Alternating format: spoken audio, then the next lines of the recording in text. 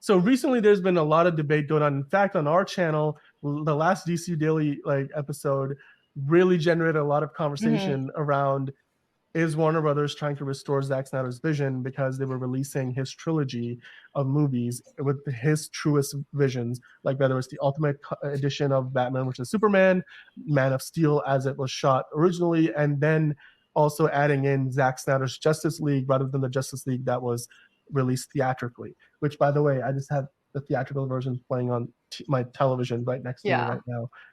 Unmute because I don't care to listen to it. But I personally think that that move from Warner Brothers was more meant to kind of call it a day and say, we made peace with the idea that Zack Snyder's moved on. We have moved on from these movies. You guys can collect them and then have them for posterity. And now we move on to what we're gonna get from James Gunn. Mhm. But I wanted to ask you because I feel like it's a question worth asking right now because seemingly everybody, if you go by the comments on our last video, Mm. everybody is still having that argument about, and you may land on one side or the other, you may still be in the middle.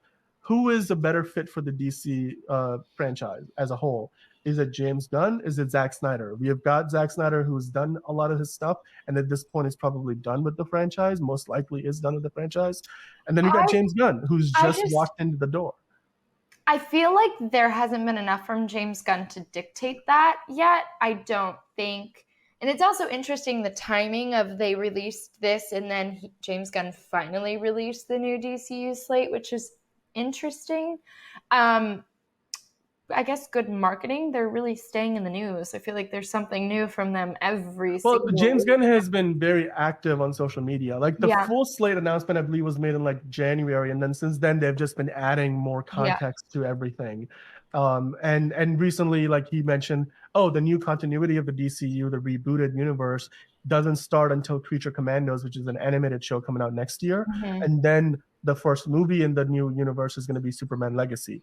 So everything before that doesn't really count towards the new canon of the new Yeah. universe, although it's still confusing because we still don't know who's going to get recast and who's not. We know that Amanda Waller is not going to get recast. Viola Davis is coming back in that role. We know John Cena is going to continue to play Peacemaker, which James Gunn made a season of, and he's going to make a second season of that show for HBO Max or just Max Mhm. after Superman Legacy finishes, which he's directing. And then we've got other characters from the Suicide Squad, like the character that his brother Sean Gunn played, Weasel, which he's going to be in the Future Commando show. So we've got a lot of crossover. Like we Mhm. still, for as far as we can tell, Gal Gadot seems to think she's still going to be Wonder Woman. Mhm. So looks like that might be happening. I mean, we don't know if Aquaman's going to continue to be played by Jason Momoa. Ezra Miller, there's still question marks. Is he or is he not going to move on as the Flash? You Yeah. know, the only two confirmations that we have is that Ben Affleck and Henry Cavill will not be playing Batman and Superman Yeah. anymore. But they did announce that Robert Pattinson is getting a second movie. Right, part two, which So, yeah, they confirmed that. not connect. It's like an Elseworld story, so Yeah, it's not really directly connected to the new canon, but it's gonna run in parallel to like the new yeah, DCU. which is interesting. Um, I didn't anticipate it actually. I didn't anticipate that.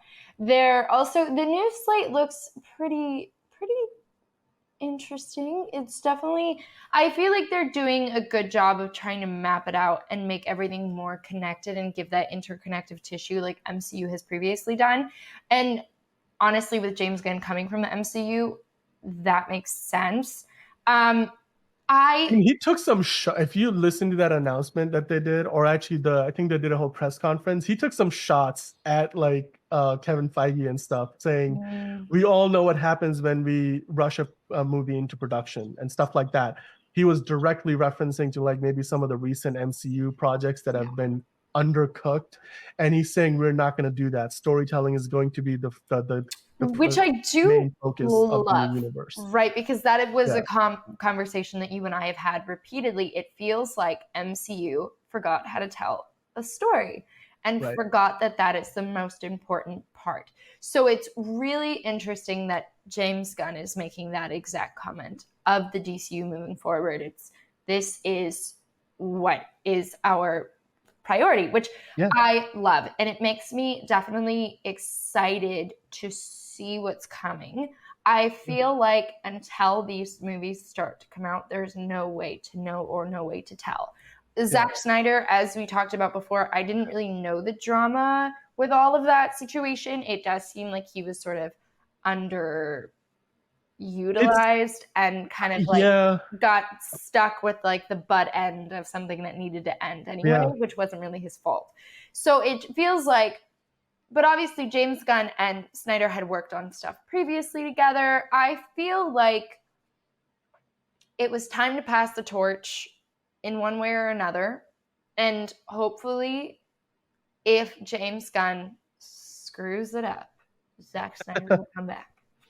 That's a really interesting question to ask. Like, what would Warner Brothers do? Like, what does Warner Brothers Discovery do if the new DCU flops completely? Because by that point, like, it would almost be too late. Like, not well, I think it would be too late to go back and be like, oh, you know what? We're just going to continue the old DC. Because like at that point, it's so dead and buried and gone and out of the way that it's even more difficult to get. And it's not like Ben Affleck and Henry Cavill are sitting at home waiting to get the phone call to come back in those characters. They're on to doing other franchise work, and they've got like lots of plans. Ben Affleck's got his own production company with Matt Damon. They're doing a lot of projects there, including the movie that aired that came out on Amazon Prime this year. We have got Henry Cavill might be doing he's got like 3 other franchise movies, like Warhammer I think was one. Was it Highlander? I think he might be part of a new Highlander reboot. Of course. Interesting. Yeah, like Henry Cavill's got plenty to keep him, and for all we know, he might be the new James Bond. Who knows? Like it's so. I will say this though, like Zack Snyder took a lot of flack for his movies like not doing very well, but ultimately, when you look at the financial numbers for the movies that came out during his stewardship of the DC franchise, they all made money. Yeah. And you can't really put the Justice League from 2017 on him because he left that movie well before it, we got to the final version of that film that theatrically got released. And as we know now, more than half of the theatrical version was reshot by Joss Whedon under strict notes, and which I think Joss Whedon also kind of got screwed, despite the fact that he had some irreprehensible conduct on set that we know about now. He was put under pressure to deliver some very unrealistic results. Like they asked him to reshoot a $300 million movie in 2 to 3 months, do the visual effects, redesign half of the film, and release it on the same day as it was originally scheduled, which for a director is like hell. I can only imagine the kind of stress that even he would have gone through. But regardless of how you look at that movie, and then you look at the Zack Snyder Justice League, which came out on HBO Max, it's 4 hours long, but it's that movie, if they had just let some version of that, maybe a 3-hour version of that in theaters, it set up like 10 other movies as spin-offs to continue the franchise. So there was definitely a future under Zack Snyder that they could have followed through, but I think now it's too late in 2023 to kind of go back there. Zack Snyder's got a huge deal with Netflix. That was a decision that they made years ago. I think it's too late. Yeah. And as much as I would love for them to continue that story, I just think with Zack Snyder, with Rebel Moon, that's got 2 parts coming out on Netflix starting next year, as well as the Army of the Dead franchise that he's a part of. He's getting to do everything he wants to do with a lot of creative control as an auteur, without seemingly a lot of interference from the studio, in this case Netflix. He's living the dream. I mean, I don't know if he even wants to come back to Warner Brothers and be under the knife like he was for all those many years. And not to mention, he lost a daughter during the filming of the last Justice League movie. You can only imagine if he comes back and works on DC, that's going to play on his mind. And I think even just from a sense of, getting closure and moving on from that part of his life, he maybe doesn't want to go back to DC again. And as far as James Gunn goes, like you said, everything is ahead of us. We haven't really seen much from him. He made the Suicide Squad, which is a good movie, but it didn't make a lot of money, but it was well received. Peacemaker was the biggest show in the world when it was on air. He's going to do a second season. James Gunn co-wrote with Zack Snyder, I think it was called Dawn of the Dead, back in 2004. So Zack Snyder directed that movie, co-wrote it with James Gunn. So they've worked together before. They're friends. They've mentioned multiple times on social media how, like, on one of the third Guardians of the Galaxy movie, the stunt coordinator that James Gunn hired was on recommendation from Zack Snyder, because Snyder had worked with him before, and he asked him, like, is this guy good? And then, they worked together and so on and so forth. So they clearly, I think, are leaving the door open to maybe future collaborations. Maybe there's a movie that in the future in DCU that Zack Snyder can direct. But as far as the here and the now, I think we've got James Gunn. Let's give him a shot. We haven't seen a new project under his regime yet. Everything that's still coming out in theaters is a legacy project from Walter Hamada's time in charge of DC, which for the better or for the worse, like if you like the movies, you like them. If you don't like them, you don't like them. You can't blame James Gunn and company for anything because they weren't the ones who greenlit them. They weren't the ones who were there when those movies were in production.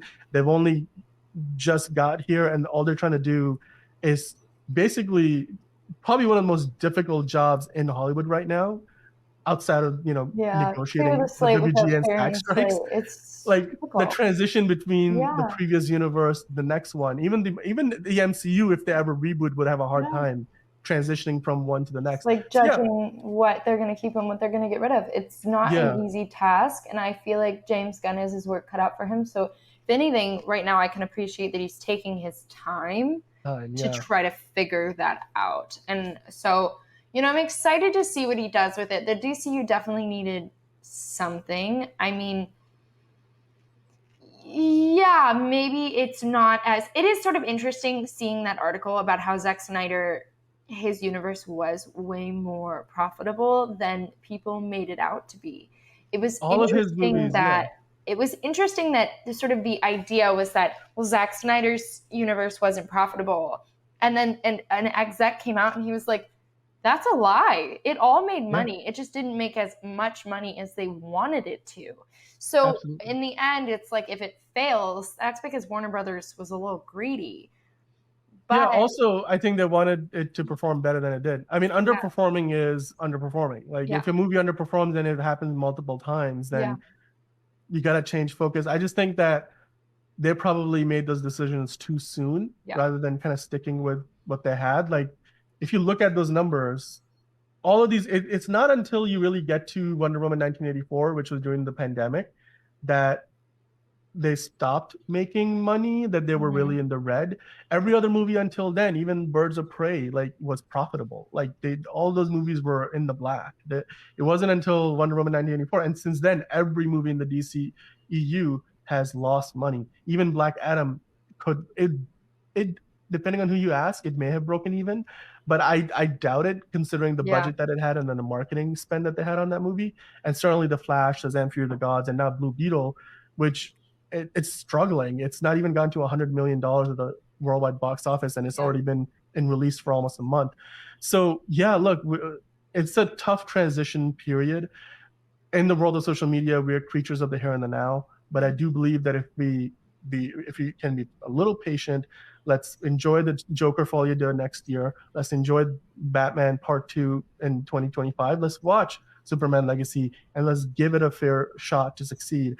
And if you like it, great. If you don't, I mean, I'm sure if Warner Brothers Discovery looks at the new DCU and sees it failing, they will do something about it. They yeah. won't just say, "Oh yeah, let's keep it going. Let's keep bleeding money."